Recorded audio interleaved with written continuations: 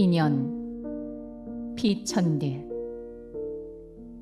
지난 4월 춘천에 가려고 하다가 못 가고 말았다. 나는 성심여자대학에 가보고 싶었다. 그 학교의 어느 가을 학기 매주 한 번씩 출강한 일이 있다. 힘드는 출강을 한 학기 하게 된 것은 주수녀님과 김수녀님이 내 집에 오신 것에 대한 예의도 있었지만 나에게는 사연이 있었다. 수십 년 전 내가 17 되던 봄, 나는 처음 동경에 간 일이 있다.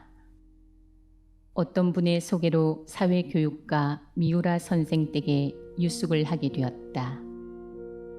시바쿠 시로간에 있는 그 집에는 주인 내외와 어린 딸 세 식구가 살고 있었다. 하녀도 서생도 없었다.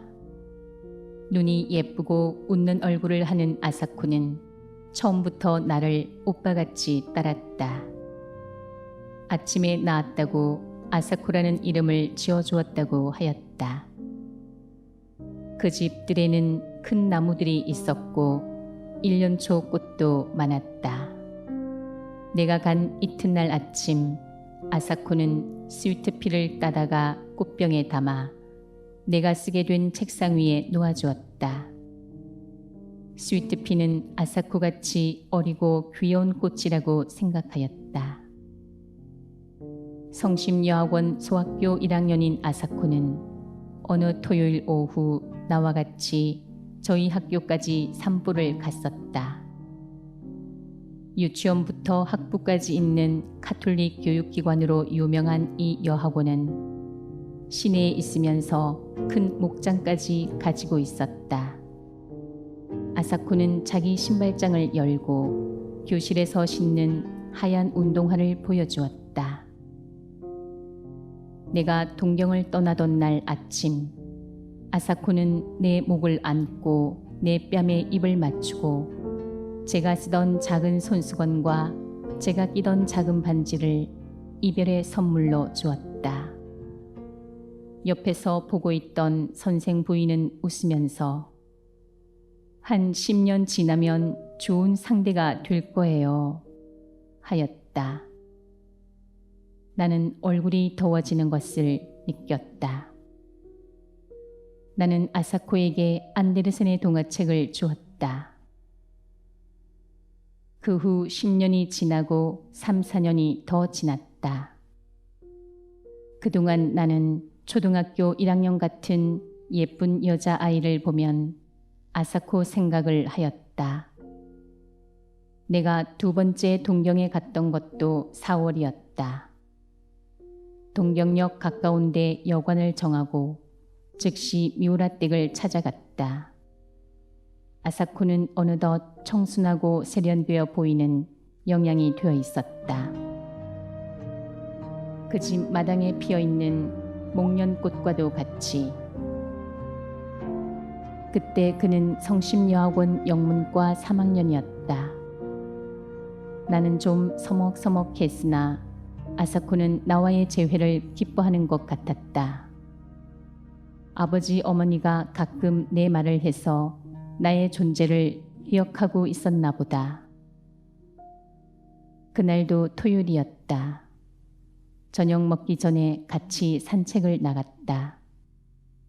그리고 계획하지 않은 발걸음은 성심여학원 쪽으로 옮겨져 갔다. 캠퍼스를 두루 거닐다가 돌아올 무렵 나는 아사코 신발장은 어디 있느냐고 물어보았다. 그는 무슨 말인가 하고 나를 쳐다보다가 교실에는 구두를 벗지 않고 그냥 들어간다고 하였다.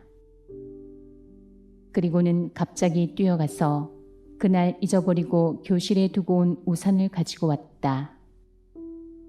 지금도 나는 여자 우산을 볼 때면 연두색이 고왔던 그 우산을 연상한다. 셀브르의 우산이라는 영화를 내가 그렇게 좋아한 것도 아사코의 우산 때문인가 한다. 아사코와 나는 밤늦게까지 문학 이야기를 하다가 가벼운 악수를 하고 헤어졌다. 새로 출판된 버지니아 울프의 소설 세월에 대해서도 이야기한 것 같다. 그 후 또 10여 년이 지났다. 그동안 제2차 세계대전이 있었고 우리나라가 해방이 되고 또 한국전쟁이 있었다. 나는 어쩌다 아사코 생각을 하곤 했다. 결혼은 하였을 것이요. 전쟁통에 어찌 되지나 않았나. 남편은 전사하지나 않았나 하고 별별 생각을 다 하였다. 1954년 처음 미국 가던 길에 나는 동경을 들러 미우라 댁을 찾아갔다. 뜻밖의 그 동네가 고스란히 그대로 남아 있었다. 그리고 미우라 선생네는 아직도 그 집에서 살고 있었다. 선생 내외부는 흥분된 얼굴로 나를 맞이하였다. 그리고 한국이 독립이 돼서 무엇보다도 잘 됐다고 치하를 하였다. 아사코는 전쟁이 끝난 후 메가더 사령부에서 번역일을 하고 있다가 거기서 만난 일본인 이세와 결혼을 하고 따로 나서 산다는 것이었다. 아사코가 전쟁 미망인이 되지 않은 것은 다행이었다. 그러나 이세와 결혼하였다는 것이 마음에 걸렸다. 만나고 싶다고 그랬더니 어머니가 아사코의 집으로 안내해 주었다. 뾰족 지붕에 뾰족 창문들이 있는 작은 집이었다. 20여 년 전 내가 아사코에게 준 동화책 겉장에 있는 집도 이런 집이었다. 아, 이쁜 집. 우리 이 다음에 이런 집에서 같이 살아요. 아사코의 어린 목소리가 지금도 들린다. 10년쯤 미리 전쟁이 나고 그만큼 일찍 한국이 독립되었더라면 아사코의 말대로 우리는 같은 집에서 살 수 있게 되었을지도 모른다. 뾰족 지붕에 뾰족 창문들이 있는 집이 아니라도. 이런 부질없는 생각이 스치고 지나갔다. 그 집에 들어서자 마주친 것은 백합같이 시들어가는 아사코의 얼굴이었다. 세월이란 소설 이야기를 한 지 10년이 지났었다. 그러나 그는 아직 싱싱하여야 할 젊은 나이다.